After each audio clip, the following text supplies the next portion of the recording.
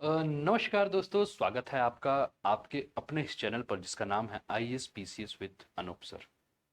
दोस्तों, 13 दिसंबर है आज और 13 दिसंबर को आज हम भारत के इतिहास, ब्रिटिश शासन का भारतीय अर्थव्यवस्था पे प्रभाव से कैसे कैसे प्रश्न बन सकते हैं उसको एक्सप्लेनेशन के माध्यम से समझेंगे।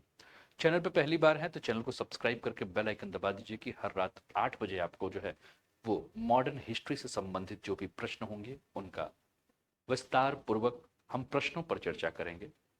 तो दोस्तों, चैनल पे पहली बार है तो सब्सक्राइब कर दीजिए, मित्रों के साथ शेयर नहीं किया तो शेयर कर दीजिए, कॉपी पेन अपने साथ में रखिएगा, इंपॉर्टेंट पॉइंट्स पर नोट डाउन भी करते चलना है। और अपने व्हाट्सएप, फेसबुक, टेलीग्राम, इंस्टाग्राम का अगर स्टेटस लगाने में आपको कोई परेशानी ना हो तो कृपया करके जरूर लगा दीजिए। चलिए शुरुआत करते हैं आज के सेशन की और देखते हैं कि क्या क्या है आज के प्रश्नों में।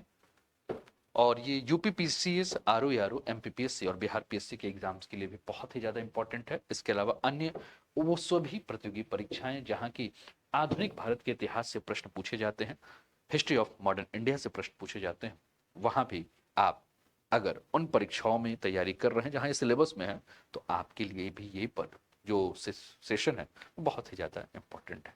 चाहे एसएससी की कोई परीक्षा हो, बैंकिंग की कोई परीक्षा हो, कोई भी कॉम्पिटिटिव एग्जाम हो, उसके लिए बहुत ज़्यादा हेल्पफुल है। चलिए स्टार्ट करते हैं दोस्तों सेशन को। और ये कुछ जानकारियां आप सभी के लिए, इसका आप लाभ उठाइए। तक्षशिला का जीके जीएस की क्लास है, इसका मात्र फीस जो है वो 1 रुपये है। आप ऑनलाइन ऑफलाइन कहीं भी क्लास कर सकते हैं जिसमें ये सारी विशेषताएं मिलेंगी। रजिस्ट्रेशन फीस जो है वो 200 रुपये है। कोर्स की अवधि जो है वो 6 महीने है। अधिक जानकारी के लिए आप दिए हुए इस नंबर पर व्हाट्सअप कर सकते हैं या कॉल करके भी जानकारी ले सकते हैं, जिसको कि विभिन्न समाचार पत्रों ने जो है बड़ी प्रमुखता से जो है इसे छापा भी है।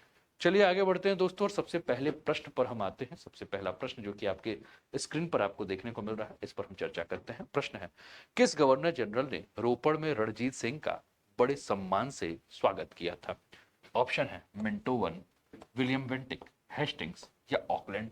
आपको बताना है कि राइट आंसर क्या है। दोस्तों, अगर हम बात करें कि रोपड़ में रणजीत सिंह का बड़े सम्मान से स्वागत जो है वो किसके द्वारा किया गया था, तो गवर्नर जनरल का नाम था क्या चीज? विलियम वेंटिक। तो विलियम वेंटिक ने जो है इनका बड़े ही सम्मान से जो है वो स्वागत किया था। ये पहला उत्तर है। चलिए आगे बढ़ते हैं दोस्तों अगले प्रश्न पे। अगला प्रश्न है, भारत सरकार अधिनियम 1858 के प्रारंभ के समय ब्रिटेन का प्रधानमंत्री कौन था? ठीक है, आपको उत्तर देना है, आपको बताना राइट आंसर क्या है।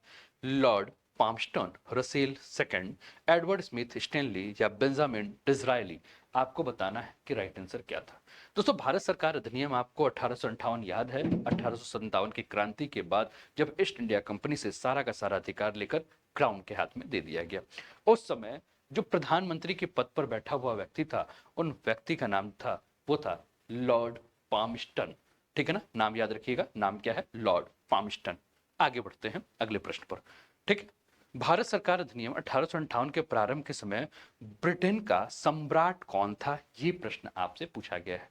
ठीक है ना, ब्रिटेन का सम्राट जो है वो कौन था? ऑप्शन है William fourth, Victoria, Edward seven या जॉर्ज फाइव। आपको बताना है। दोस्तों, आपको याद है कि जो चार्टर जारी किया गया था वो जारी किया गया था 2 अगस्त 1858 को। इस पर हम लोग पहले की क्लासेस में कई बार भी चर्चा कर चुके हैं। अब हम ये भी जानते हैं कि ब्रिटिश संसद के एक अधिनियम के द्वारा जो है यह पारित किया गया था, जिसमें कंपनी के शासन को क्या किया गया था? कंपनी के शासन को समाप्त कर दिया गया था। क्या किया गया था? कंपनी के शासन को समाप्त कर दिया गया था। और भारत में ब्रिटिश सरकार का नियंत्रण जो है वो ब्रिटिश ताज को जो है वो हस्तांतरित कर दिया गया था। उस समय विक्टोरिया जो है वो कौन थी? ब्रिटेन की जो है वो क्या थी? महारानी थी। यानी कि बी ऑप्शन जो है वो आपका क्या है? सही है। चलो भैया आगे बढ़ते हैं आगे अगले प्रश्न पर। भारत सरकार अधिनियम 1858 के प्रारंभ के समय ब्रिटेन में सर्वोच्च निकाय किसके पास था? महारानी विक्टोरिया के पास, ब्रिटिश संसद के पास, ब्रिटेन की सरकार के पास। इनमें से कोई नहीं। आपको बताना है कि राइट आंसर क्या है।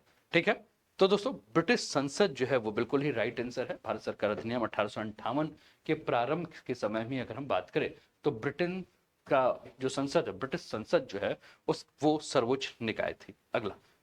अगले प्रश्न को बड़े ध्यान से देखिएगा। स्टेटमेंट वाले प्रश्न हैं, थोड़े से लंबे प्रश्न हैं, तो ध्यान से देखिएगा। प्रश्न है, मॉन्टेग्यू चेम्सफोर्ड सुधार और भारत सरकार अधिनियम 1919 के बारे में निम्नलिखित में से कौन सा कथन सही नहीं है, ये आपको बताना है। ऑप्शन है, इसने भारत में प्रशासनिक व्यवस्था को बदल दिया। दूसरा, इस अधिनियम में केंद्रीय विधान परिषद को दो सदनों यानी कि शाही विधानसभा और राज्य परिषद द्वारा प्रतिस्थापित कर दिया गया। तीसरा, शिक्षा और सार्वजनिक स्वास्थ्य को विधायिका के प्रति उत्तरदायी मंत्रियों के अधीन रखा गया। और डी है, उपरोक्त में से कोई सही नहीं। दोस्तों, मॉन्टेग्यू चेम्सफोर्ड सुधार के बारे में अगर हम बात करें, जिसको कि हम संक्षेप में अगर हम बात करें तो मॉन्टफोर्ड सुधार के नाम से भी जानते हैं। और ब्रिटिश भारत में, क्योंकि ब्रिटिश भारत का जो था वो एक उपनिवेश के रूप में था और यहाँ जो सरकार थी वो औपनिवेशिक सरकार थी, तो ब्रिटिश भारत में औपनिवेशिक सरकार के द्वारा अगर हम बात करें तो धीरे धीरे स्वशासी संस्थाओं का जो है वो भारत में पेश करने के लिए कई सारे सुधारों की शुरुआत जो है वो शुरू हो गई थी, है ना। अब उस सुधारों के नाम पे अगर हम बात करें तो आप जानते हैं कि जब 1919 में आया तो उस समय की अगर हम बात करें तो उस समय विश्व जो है वो फर्स्ट वर्ल्ड वॉर के अंत अवस्था में या उत्तरार्ध में जो है वो पहुंच चुका था।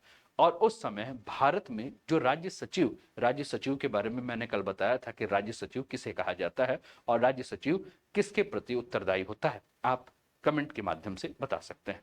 तो राज्य सचिव कौन थे? तो राज्य सचिव थे एडविन सैमुअल मॉन्टेग्यू, ठीक है। और 1916 से लेकर 1920 के बीच में जो वायसराय थे उनका नाम था लॉर्ड चेम्सफोर्ड। तो इन दोनों के नाम पर इसका नाम क्या रख दिया गया? मॉन्टेग्यू चेम्सफोर्ड सुधार।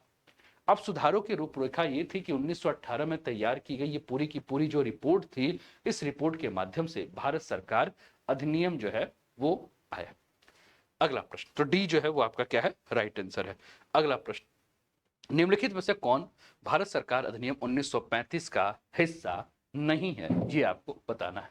ऑप्शन है, इस अधिनियम में ब्रिटिश भारतीय प्रांतों को शामिल करते हुए भारतीय संघ की स्थापना का प्रावधान था। दूसरा ऑप्शन है, प्रांतों में द्वैत शासन का स्थान प्रांतीय स्वायत्ता ने ले लिया। तीसरा ऑप्शन है, भारत के लिए राज्य सचिव की भारतीय परिषद का पद स्थायी किया गया। चौथा ऑप्शन है, केंद्र में द्वैत शासन लागू किया गया। आपको बताना है कि राइट आंसर क्या है, कौन सा हिस्सा सही नहीं है। तो दोस्तों, सी ऑप्शन जो देखने को मिल रहा है, तो राज्य के पहले सचिव कौन थे? तो राज्य के पहले सचिव थे लॉर्ड स्टेनली। याद आ रहा है, राज्य के पहले सचिव कौन थे? Lord Stanley. और 2 अगस्त 1858 को जब शक्ति ईस्ट इंडिया कंपनी के पास से हस्तांतरित कर दी गई, किसके पास? ताज के पास। तो नियंत्रण बोर्ड की अध्यक्षता किसके पास थी? इन्हीं के पास थी, ठीक है ना। और राज्य सचिव जो है वो अब भारत का क्या हो चुका था? राजनीतिक प्रमुख बन चुका था, ठीक है ना। बात समझ रहे हो? ठीक, क्लियर है। अगले प्रश्न पे चलते हैं। अगला प्रश्न है, निम्नलिखित में से कौन सा भारत सरकार अधिनियम 1935 का प्रावधान नहीं है? इस अधिनियम ने द्वैत शासन व्यवस्था को समाप्त कर दिया। दूसरा, फेडरेशन ऑफ इंडिया की संरचना ब्रिटिश भारत और कुछ या सभी रियासतों दोनों के लिए स्थापित किया गया। बर्मा भारत का हिस्सा बन गया और प्रत्यक्ष चुनाव की शुरुआत में मताधिकार 7 मिलियन से 35 मिलियन हो गया। आपको बताना है कि राइट आंसर जो है वो क्या है। प्रश्न आप सभी के जो है वो स्क्रीन पर है, ठीक है ना। तो दोस्तों, ये जो सी ऑप्शन आपको दिख रहा है कि बर्मा भारत का हिस्सा बन गया, ये बिल्कुल ही सही नहीं है। बर्मा ब्रिटिश उपनिवेश कब से कब तक था? बर्मा मतलब वर्तमान में म्यांमार के बारे में बात कर रहा हूं। तो 1824 से लेकर 1937 तक म्यांमार जो है वो किसका हिस्सा था? तो म्यांमार जो है वो ब्रिटिश या ब्रिटेन की कॉलोनी थी, ब्रिटिश उपनिवेश था। क्या था? ब्रिटिश उपनिवेश का हिस्सा था। यानी कि भारत में जो ब्रिटिश शासित राज्य थे उस भारत के साम्राज्य का ये हिस्सा था, ठीक है ना।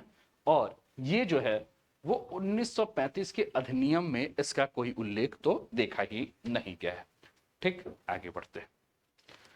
1772 में वॉरेन हेस्टिंग्स को कहां का नियुक्त गवर्नर जो है वो नियुक्त किया गया था, ये प्रश्न है। ऑप्शन है बंगाल, मद्रास, बंबई या दिल्ली। आपको बताना है कि राइट आंसर क्या है। दोस्तों, वॉरेन हेस्टिंग्स के बारे में बात करें तो वॉरेन हेस्टिंग्स का जो जन्म हुआ था वो 1732 में 6 दिसंबर को जो है ये जन्म हुआ था, ठीक है ना। मृत्यु की बात करें तो 1818 में अगर हम बात करें तो 22 अगस्त 1818 को जो है वॉरेन हेस्टिंग्स की मृत्यु है, ठीक है। और इनके बारे में अगर हम बात करें तो 1772 से लेकर 1785 तक का अगर हम समय बात करें तो इसे गवर्नर नियुक्त किया गया था। कहां का गवर्नर नियुक्त किया गया था? तो बंगाल का जो है वो गवर्नर नियुक्त किया गया था। अगले प्रश्न पे चलते हैं।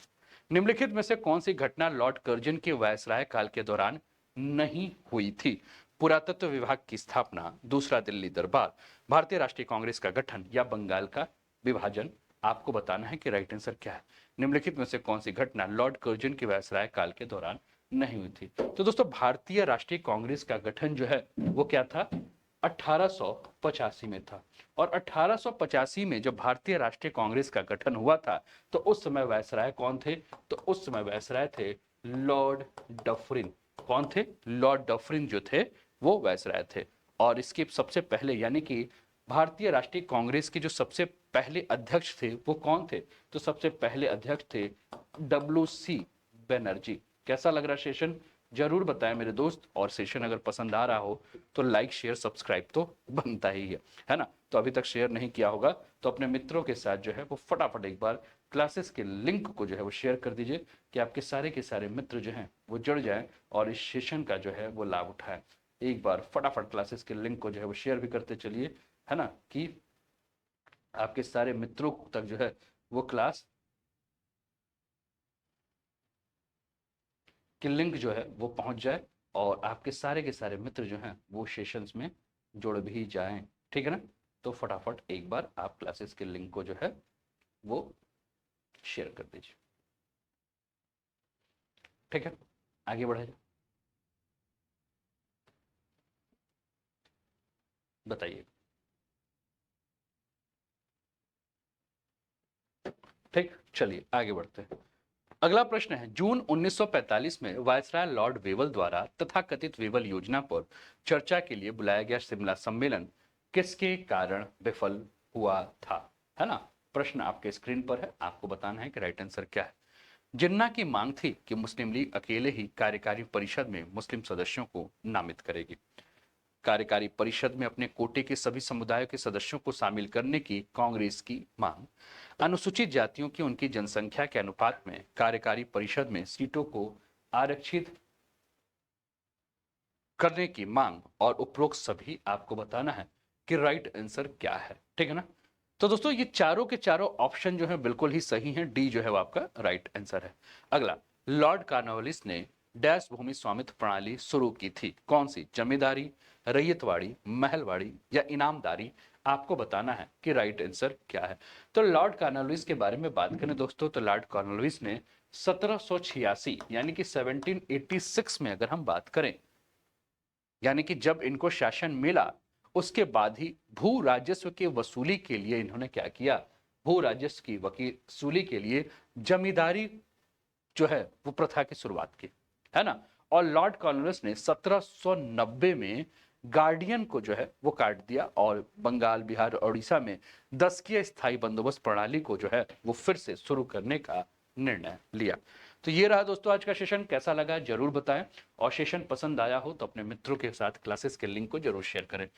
वीडियो को लाइक नहीं किया तो लाइक कर दीजिए, कमेंट नहीं किया तो कमेंट कर दीजिए, शेयर नहीं किया तो शेयर कर दीजिए और चैनल को सब्सक्राइब नहीं किया तो सब्सक्राइब कर दीजिए। मिलते हैं फिर अगले वीडियो में आप सभी के साथ। तब तक अपना ध्यान रखिए, स्वस्थ रहिए, मस्त रहिए, तंदुरुस्त रहिए, हंसते खेलते मुस्कुराते हुए जीवन का आनंद लीजिए। जय हिंद, जय भारत, गुड नाइट, शुभ रात्रि, नमस्कार।